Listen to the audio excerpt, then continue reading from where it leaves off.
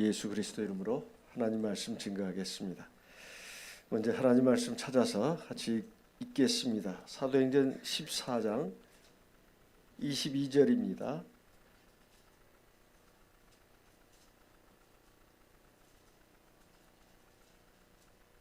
(21절) 제가 읽고 22절을 같이 읽겠습니다. 사도행전 14장 21절 복음을 그 성에서 전하여 많은 사람을 제자로 삼고 루스드라와 이고니온과 안디옥으로 돌아가서 22절 제자들의 마음을 굳게 하여 이 믿음에 거하라 권하고 또 우리가 하나님의 나라에 들어가려면 많은 환난을 겪어야 할 것이라 하고, 우리가 육신을 가지고 세상을 사는 동안에 많은 도전을 만납니다. 무슨 일을 하든 간에 도전이 없는 그런 것은 없습니다. 그 도전이라고 하는 것은 바로 어려운 것, 힘든 것, 고통스러운 것을 말합니다. 정말 의미가 있는 그런 일일수록, 가치가 있는 일일수록 대면해야 될 그 도전이라고 하는 것은 그만큼 더 클 수 있습니다. 이 도전을 극복한다면 목표를 이룰 수가 있습니다. 성공할 수가 있습니다. 근데 만약에 그 도전 앞에서 두려워서 물러서거나 또 힘들다고 포기하거나 또 다른 길로 간다면 이것은 실패하고 맙니다. 목표를 달성할 수가 없죠. 우리 인생에서 가장 중요한 일이 뭐겠습니까? 그건 바로 우리 신앙입니다. 이 신앙은 이 천지 만물을 지으시고 사람을 생사업을 주관하시는 이 하나님과의 관계된 일입니다. 우리의 영생, 우리의 구원과 관련이 있습니다. 우리 사람에게 있어서 가장 중요한 것은 생명입니다. 육체의 생명, 그리고 영적인 생명입니다. 영적인 생명은 영원한 생명이고 진정한 생명입니다. 하나님 말씀에 따르면은 오늘 말씀을 따르면 우리가 이 신앙의 길을 걸어가는 데 있어서 많은 도전을 만난다고 되어 있습니다. 하나님의 나라에 들어가려면 많은 환난을 겪어야 된다. 이것이 바로 우리 신앙의 도전입니다. 신앙이라고 하는 것은 하나의 여정이라고 말할 수가 있습니다. 출발점은 금생입니다. 종착점은 영생입니다. 현재 우리가 이 지상의 나라에서 살고 있지만은 장차 우리는 천국에 들어가야 됩니다. 우리가 세상에 사는 날을 갖다가 이것을 신앙생활이라고 말할 수가 있습니다. 오늘 말씀을 우리에게 말씀하고 있는데, 우리가 만약에 신앙의 길을 선택했다면, 우리가 하나님의 백성이 되고 주의 제자가 됐다면 틀림없이 많은 도전과 환난을 만나게 된다고 말하고 있습니다.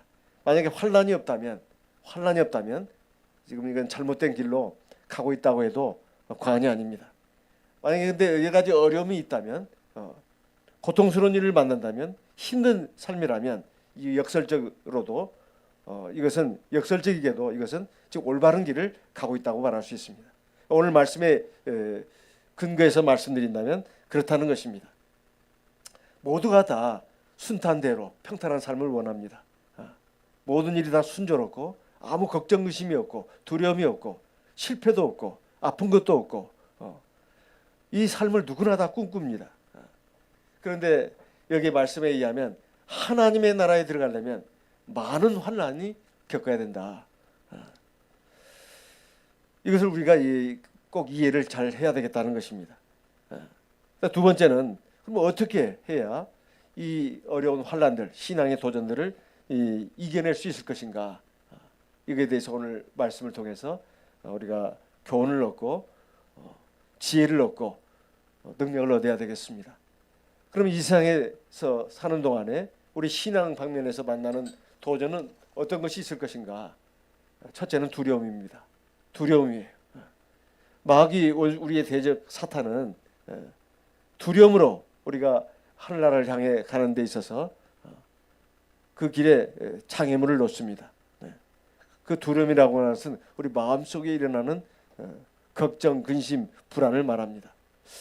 내가 이렇게 가면, 이런 일을 하면, 내가 이렇게 행하면 어떤 어려운 일이 있지 않을까? 내가 신앙을 가지고 지금 하나님 백성이 돼서 산다 하더라도 이상하게 내 앞에 모든 일이 순조롭지가 않고 걱정 근심거리가 생기고 힘든 일이 생기고 내가 또 마음에 실망이 되고 상처가 받는 일이 생깁니다.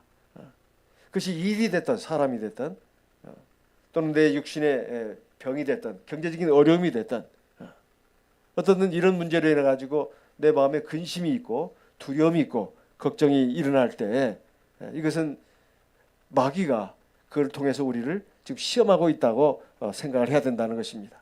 요한복음 20장 19절 20절 말씀을 읽어보겠습니다. 요한복음 20장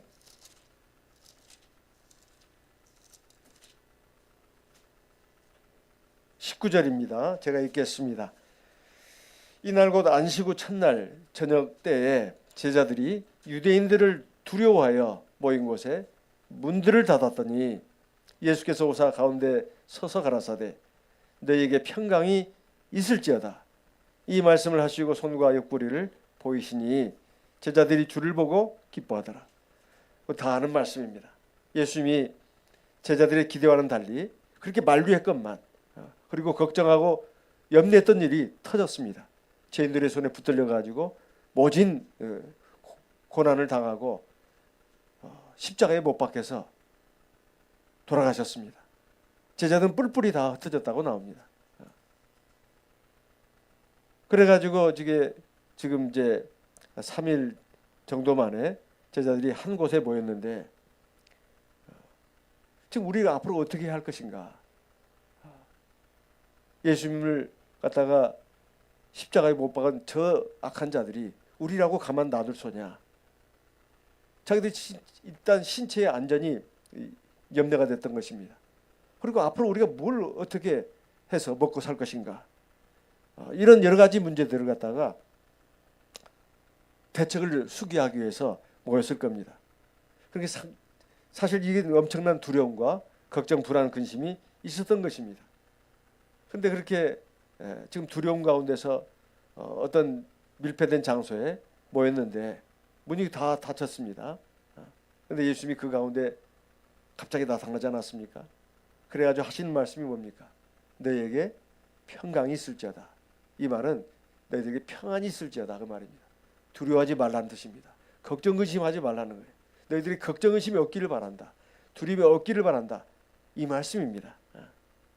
그러면서 손과 옆구리를 보여주지 않았습니까? 내가 이렇게 살아났다. 너희들 눈앞에 지금 이렇게 나타났다.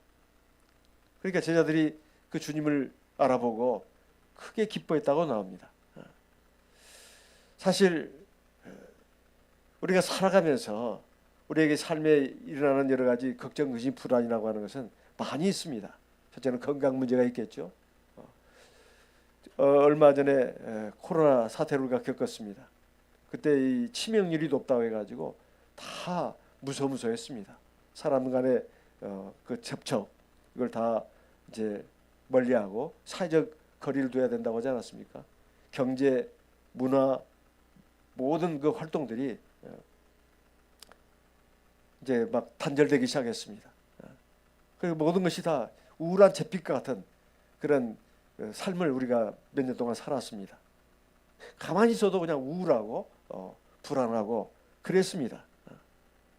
그러다 보니까 이제 오락방면으로 사람이 나간 거 아니겠습니까? 그래서 지금 막 뭐 방송사에서 뭐 트롯 뭐 전국 최전이니 뭐 트롯 미스터 트롯이니 미스 트롯이니 막 이런 것들이 막 소황리에 있었잖아요. 사람들이 그걸 통해 가지고 마음의 불안, 걱정, 근심을 덜려고 했던 것이죠.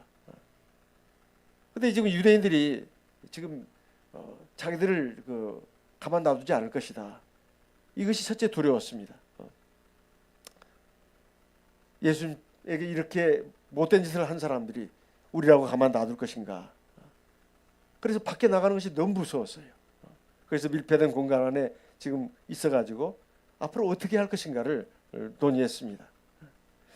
우리도 마찬가지입니다. 우리가 살아가면서 내 앞날에 대해서 내 현재 상황에 대해서 여러 가지로 근심이 되고 걱정이 되고 불안한 것이 있을 겁니다.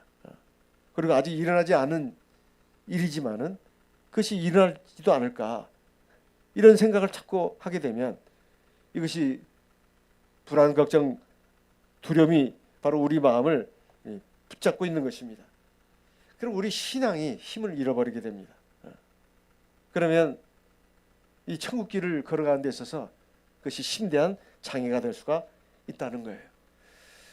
제가 처음 비행기를 탈 때 그랬습니다. 이게 과연 육중한 그 이 철근 콩으로 만들어진 이 기구가 과연 공중에 뜰 것인가?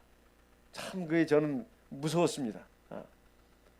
대만에 처음 갈 때 그때 비행기를 처음 탔는데 근데 이것이 소나까지 가더니만 갑자기 붕 뜨더라고요. 근데 이것이 과연 하늘에서 안 떨어질까 걱정이 됐습니다. 그러니까 비행기를 그 뒤로도 몇 번 탔지만은 그 생각 항상 했었어요. 이게 어떻게 이게 육중한 철근으로 만들어진 이 기구가 하늘에 뜬단 말인가? 또 하늘을 난단 말인가? 그래가지고 참 그 두려움이 이제 몇 번째 그걸 극복하고 나니까 그래, 비행기 사고가 나는 확률은 지상에서 그 자동차 사고보다도 훨씬 확률이 적대. 그런 말도 듣고 보니까 안심이 됐어요. 하루에도 많은 비행기들이 뜨고 내리고 그러지 않습니까? 근데 이 두려움이 있으면 비행기를 못 타는 거예요. 우리 가까이 있는 곳에 어떤 통치자는 비행기를 못 탄다고 하지 않습니까? 기차를 이용한다고 하잖아요. 러시아까지 기차로 해서 간다고 하지 않습니까? 비행기 타는 걸 너무 무서워한다는 거예요. 지금 이 유대인들이 이렇게 자기들을 해칠 것이다 하는 이 두려움에 휩싸인 이 사람들은 뭐 어떻게 할 줄을 몰라가지고 두려워하고 있었어요. 근데 사실 이것은 좋지 않은 일이 나에게 일어날 것이다. 거기에 너무 마음을 뺏겨가지고 우리의 초점이 주님을 바라보는 것을 잊어버린 것입니다. 베드로가 예수님의 허락을 받아가지고 갈릴리 바다에 발을 내디뎠을 때 너무 얼마나 신기했겠습니까? 주님의 허락을 받고 지금 걸어가는데 바람이 불고 풍랑이 일어나고 그 물살이 자기 얼굴에 튀고 바람이 거세게 불어가지고 옷자락이 자기 얼굴을 가리우고 이랬을 때 내가 지금 뭔 짓을 하고 있나? 그래가지고 그 바람과 파도를 보고 두려워하니까 물속에 빠져들어갔다고 하지 않았습니까? 지금까지는 주님을 바라보면서 그 바다 위를 걸어갈 수 있었는데 만유 인력의 법칙, 중력의 법칙을 넘어가지고 지금 바다 위를 걸어가고 있었습니다. 사실 이건 기적입니다. 그러나 천지 만물을 지으신 분이 누구냐 이 말이에요. 바로 주 예수 그리스도 참 하나님 아니겠습니까? 지금 주님이 허락하신 겁니다. 그리고 주님이 바닷물도 모든 것도 다 주관하신다.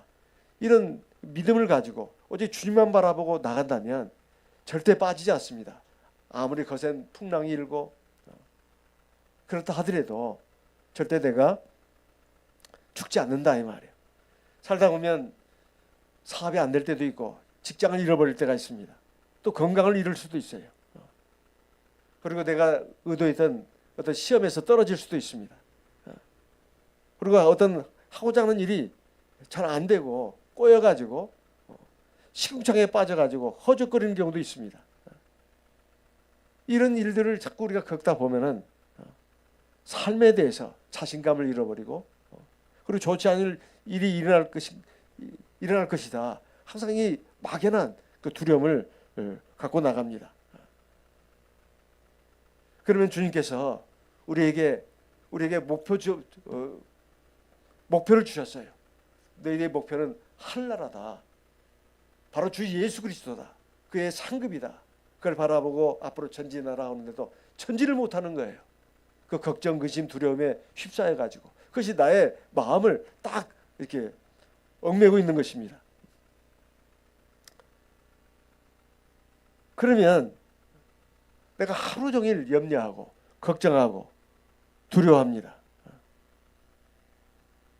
그럼 이것이 내가 하나님 앞에서 마땅히 해야 될 일을 힘있게 하지 못하고 내가 마땅히 걸어가야 할 길을 힘차게 걸어가는 데 있어서 아주 심각한 장애물이 되는 것입니다. 다른 사람이 나를 보면 뭐라고 생각할까? 다른 사람들의 그 안목, 비웃음, 비평 이런 걸 두려워하면은 뭘 할 수가 없습니다. 마귀는 정말 대단합니다.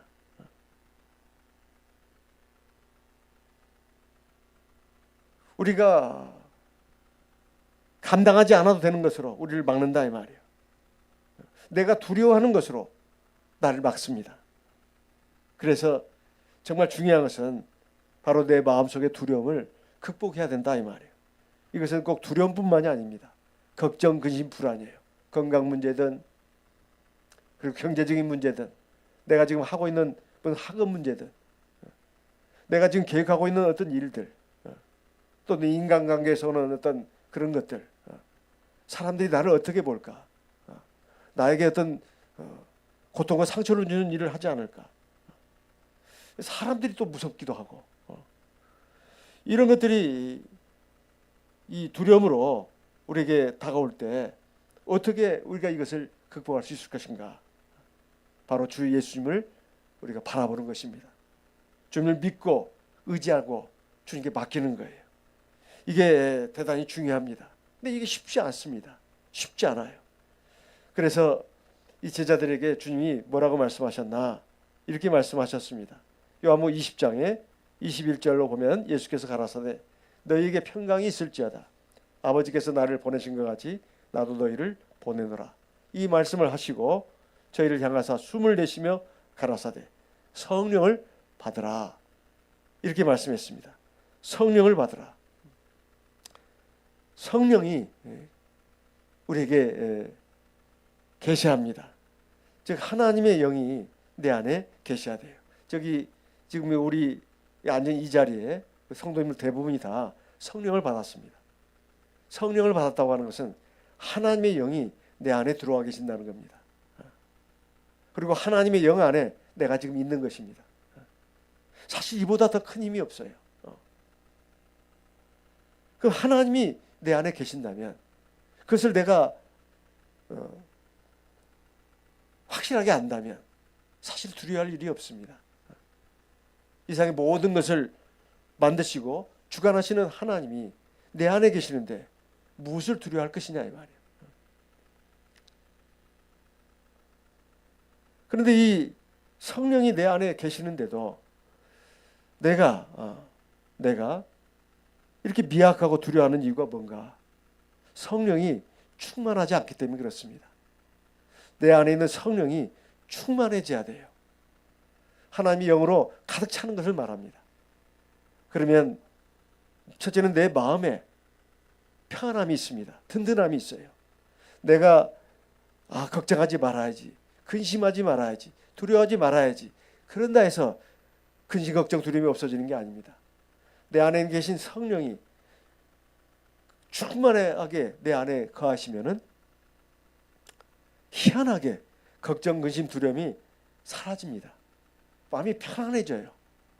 왜냐하면 그 성령이 내 의지, 감정, 판단력을 딱 붙들기 때문에 내 의지나 감정, 생각, 마음은 굉장히 약합니다.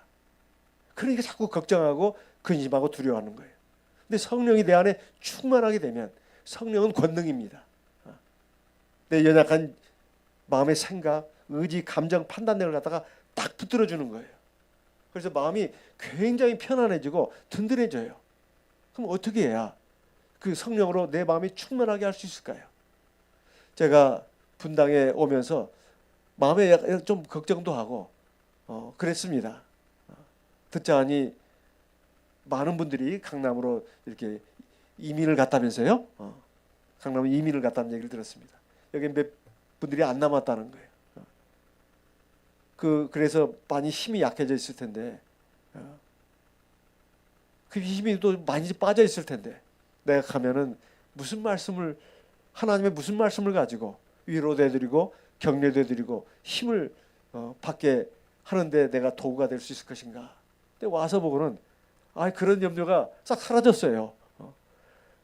오셔서 이렇게 기도하는 그 모습을 보고 그 기도의 그 소리를 들으면서 마음에 그냥 굉장히 저도 힘이 났습니다.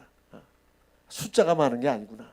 숫자가 비록 많지 않아도 이렇게 성령으로 기도를 열심히 하고 거기에서 성령의 충만한 상태를 제가 좀 느꼈습니다. 바로 그것입니다.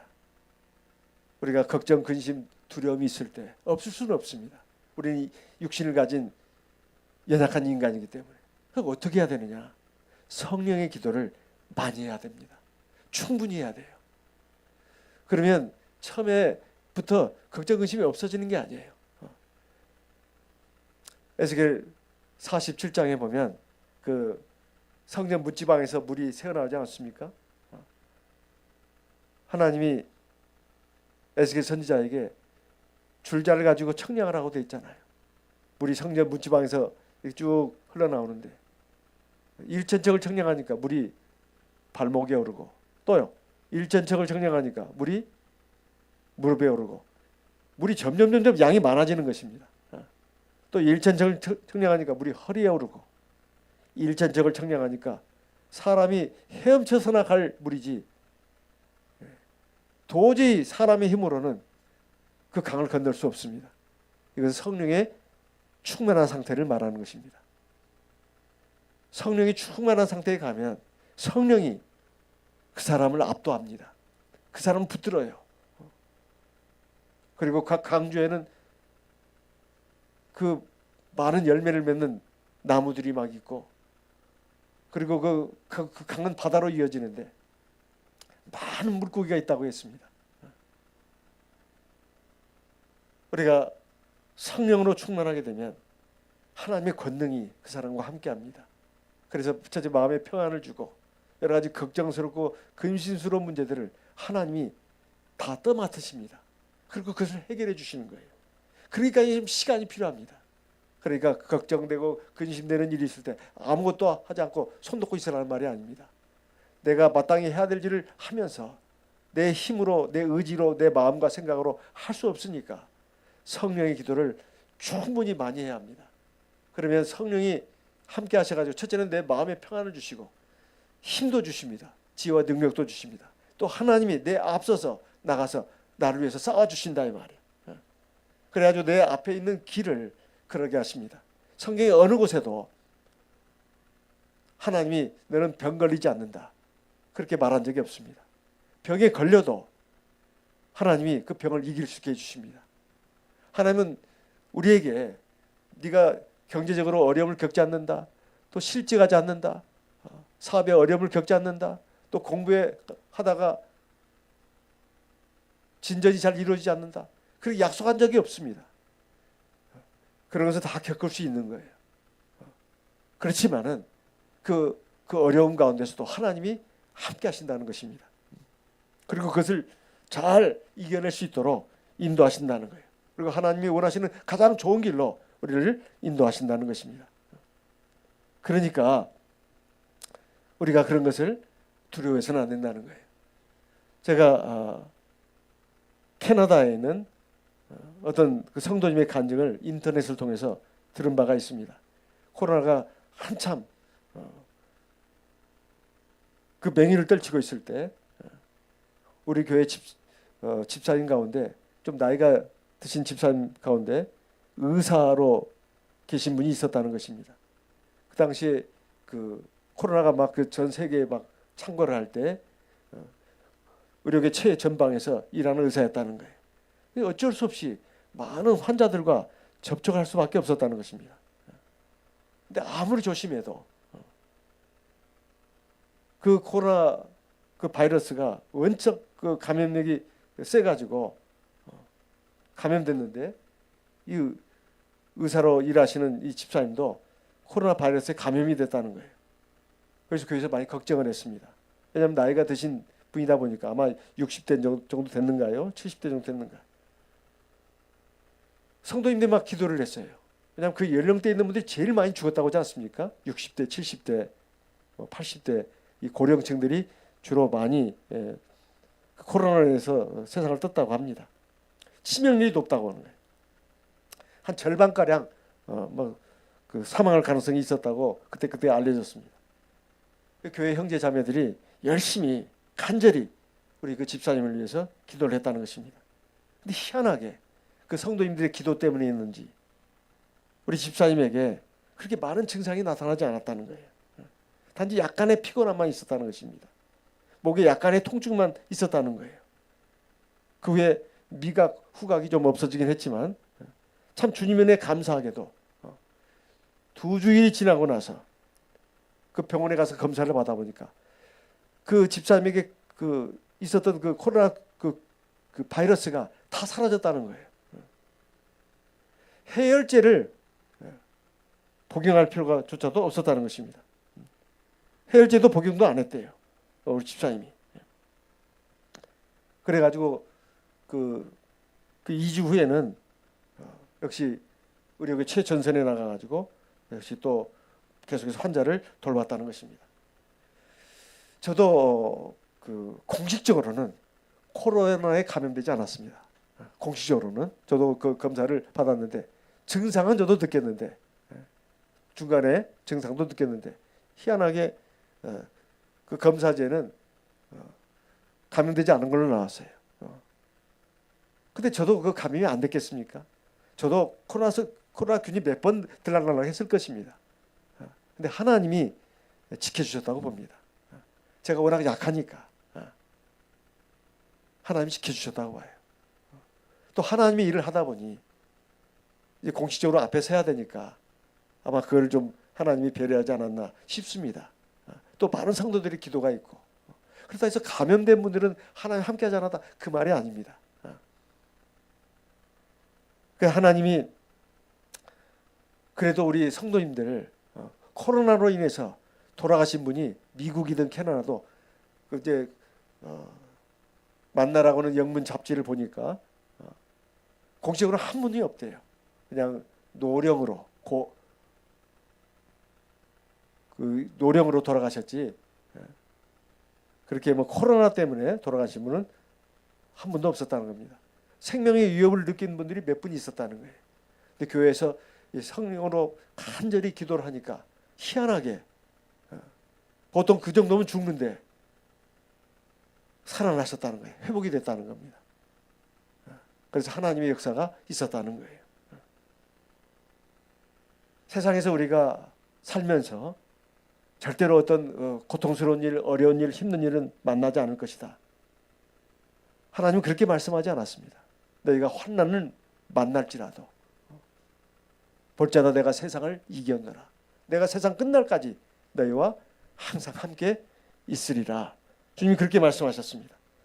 주님이 우리와 함께 하신다면 대체 무엇을 두려워할 것이냐 이런 말입니다.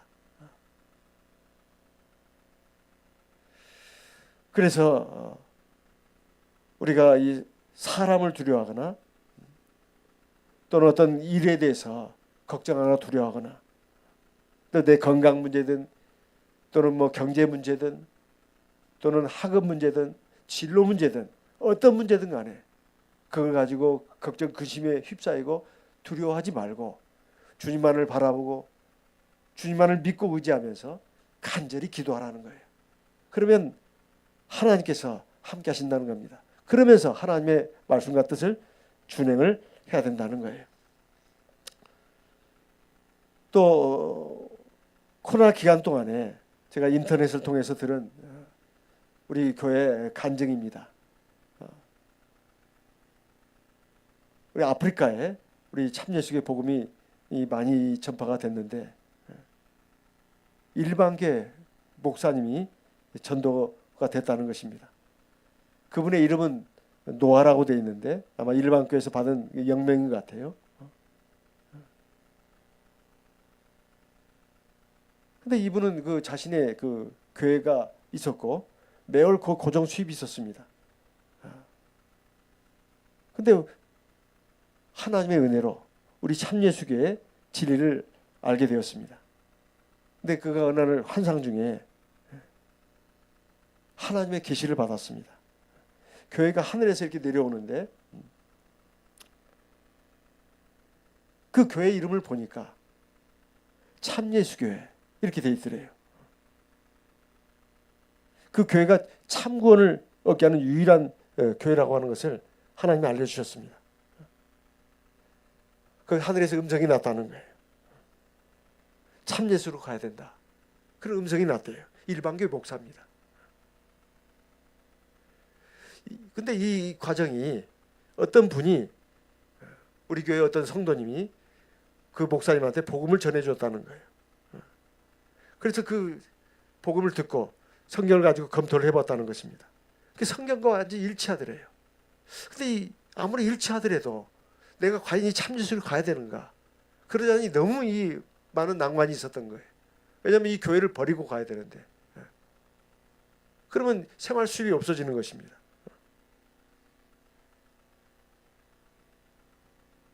그리고 이 생활 수입에 누가 되고 있었느냐? 그 일반 교회도 별로 신도가 많지 않았는가 봐요.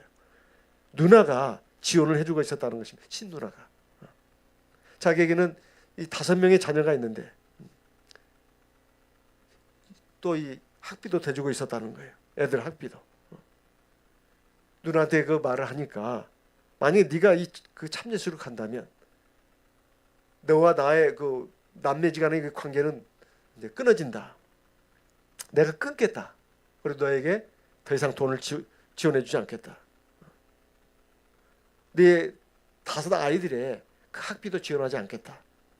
이건 정말로 큰 도전이었습니다. 만약에 내가 참예수교를 간다면, 이 구원을 위해서, 참 진리를 위해서 간다면 모든 경제적인 것이 다 그냥 끊어지는 것입니다. 이럴 때 어떻게 하겠습니까? 참 하나님께 감사합니다. 이 일반교회 목사님은, 노라고 하는 목사님은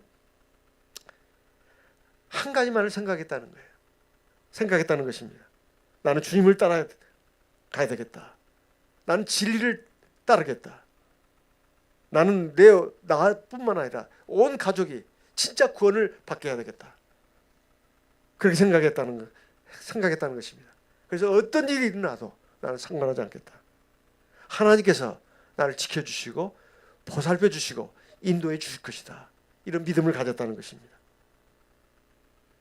그래가지고 그 목사님은 용기를 갖고 참예수교회로 가야 되겠다고 결심을 하고 그 실행에 옮겼습니다. 어떤 일이 벌어졌을까요? 교회에서 이 상황을 알았습니다. 그래가지고 교회 많은 형제 자매들을 감동해가지고 이 개종한 이 목사님 그 가정을 물질적으로 지원을 하게 했어요. 교회에서. 그래가지고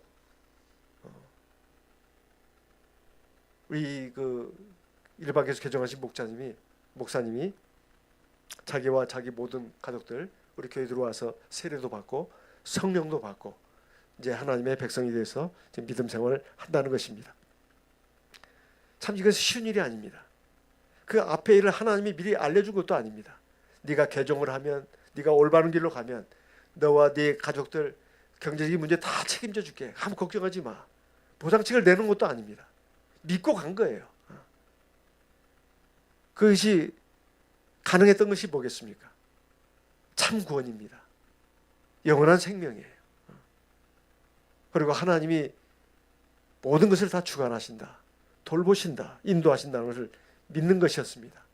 이런 믿음이 있었기 때문에 그러한 결단을 내릴 수가 있었던 것입니다. 오늘 우리도 마찬가지입니다.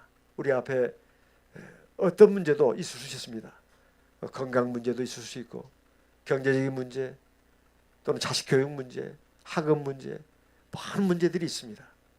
그러나 그것을 인간적으로, 세상적으로 생각하면 당장은 그것이 효율적일 수 있습니다. 경제적일 수가 있어요. 그리고 누가 봐도 합리적일 수가 있습니다. 그렇지만 하나님을 믿고 의지하면 하나님이 희한하게 길을 열어주십니다. 그리고 나중에 보면 앞서 달리고 있어요. 하나님이 인생의 생사복을 주관하십니다.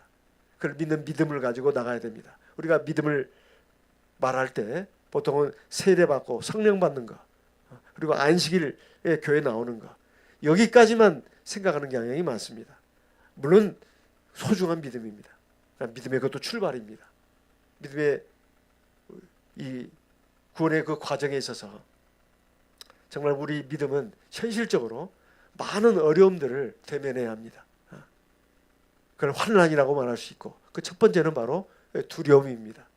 이 두려움을 우리가 이겨낼 수 있어야 하나님 나라에 들어갈 수 있습니다. 계시록 21장에 있는 말씀 8절을 보겠습니다. 계시록 21장 8절입니다. 같이 읽어보겠습니다. 계시록 21장 7절 제가 읽고 8절 같이 읽어보겠습니다. 이기는 자는 이것들을 유업으로 얻으리라. 나는 저희 하나님이 되고 그는 내 아들이 되리라. 8절 같이 읽습니다. 그러나 두려워하는 자들과 믿지 아니하는 자들과 흉악한 자들과 살인자들과 행음자들과 술객들과 우상 숭배자들과 모든 거짓말하는 자들은 불과 유황으로 타는 못에 참여하리니 이것이 둘째 사망이다. 1절에서 7절까지는 하나님 나라 영생의 천국에 들어가는 그러한 사람들에 대해서 말씀한 것이라면 8절은 영생 복락의 천국에 들어가지 못하고 영원한 지옥불에 들어갈 사람들을 지금 말하고 있는 것입니다. 첫 번째로 지금 말씀하는 대상이 누굽니까? 두려워하는 자들입니다. 두려워하는 자들이. 이 두려워한다고 하는 것은 바로 우리 신앙과 관련이 있습니다. 아무것도 염려하지 말고 오직 모든 일에 너희 구할 것을 기도와 간구로 감사함으로 하나님께 아뢰라. 빌립보 4장에 있는 말씀 아닙니까? 그러면 그리스도의 예수 안에 있는 하나님의 평강이 너희를 지킬 것이다. 우리 마음과 생각을 지켜주신다고 하지 않았습니까? 그래서 정말 우리가 우리 마음에 있는 그 두려움을 이기려면 우리가 하나님 앞에 기도해야 합니다. 기도하다 보면 성령이 우리 안에 충만해집니다. 그 성령의 능력으로 강건해지는 거예요. 에베소 3장에 있는 말씀, 에베소 3장 16절, 그 영광의 풍성을 따라 그의 성령으로 말미암아 너희 속사람을 능력으로 강건하게 하옵시며 믿음으로 말미암아 그리스도께서 너희 마음에 계시게 하옵시고. 첫 번째 지금 사도 바울이 에베소 교회에 있는 성도들 향해서 기도하는 그 첫 번째 기도 제목이 뭐냐 하면은 성령으로 말미암아 우리 속사람을 강건하게 해달라는 것입니다. 그러면 우리 안에 그 믿음이 생겨가지고 바로 예수 그리스도께서 하나님께서 내 마음에 계신 것을 압니다. 그래서 모든 걱정 의심을 물리치고 주님을 바라보고 주님을 믿고 의지하면서 내 앞길을, 내게 주어진 길을 걸어갈 수가 있습니다. 또 여러 가지 마귀의 시험도 물리칠 수가 있는 것입니다. 에베소 6장에 10절의 말씀도 같은 말씀입니다. 정말로 너희가 주 안에서와 그의 힘의 능력으로 강건하여 지고 마귀의 계계를 등이 대적하기 위하여 하나님의 전신갑주를 입으라. 우리의 씨름은 혈과 육에 대한 것이 아니요 정사와 권세와 이 어둠의 세상 주관자들과 하늘에 있는 악의 영들에게 대함이라. 우리가 성령의 기도로 성령이 충만해져서 하나님의 권능을 우리가 힘입으면 우리 마음의 여러 가지 걱정, 근심, 두려움을 물리치고 이겨낼 수가 있습니다. 그리고 내게 주어진 이 길을 힘차게 걸어갈 수 있어요. 그러면 하나님이 나와 함께 하시는 것을 체험하게 됩니다. 그래서 더욱더 힘을 얻어서 우리 하나님 나라의 천성에 도달할 수가 있습니다. 그런 저와 우리 모든 성도님들이 되시기를 바랍니다. 다 같이 묵도하겠습니다. 할렐루야. 아멘.